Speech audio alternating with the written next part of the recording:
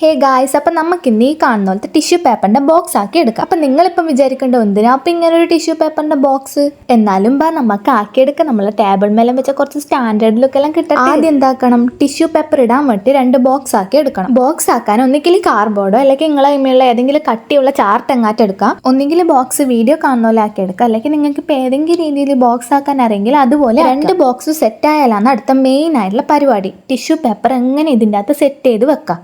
അതിനൊരു പ്രത്യേക രീതിയുണ്ട്. പിന്നെ ടിഷ്യൂ പേപ്പർ മുറിക്കുമ്പോൾ റെക്ടാങ്കിൾ ഷേപ്പിൽ മുറിക്കണം. എന്നിട്ട് എന്ത് ചെയ്യുക, വീഡിയോയിൽ കാണുന്ന പോലെ ഒരു ടിഷ്യൂ പേപ്പർ വെച്ചിട്ട് അതിൻ്റെ അറ്റത്ത് ഇപ്പുറത്തെ ടിഷ്യൂ പേപ്പറിൻ്റെ ഒരറ്റം കൊണ്ടുവെക്കുക. എന്നിട്ട് അത് മടക്കുക. എന്നിട്ട് ആ മടക്കിയ ഭാഗത്ത് മറ്റേ ടിഷ്യൂ പേപ്പറിൻ്റെ അറ്റം വെക്കുക. എന്നിട്ട് ഇപ്പുറത്തെ ഭാഗത്ത് മടക്കുക. എന്നിട്ട് ആടെ മറ്റേതിൻ്റെ അറ്റം കൊണ്ടുവെക്കുക. എന്നിട്ട് മടക്കുക.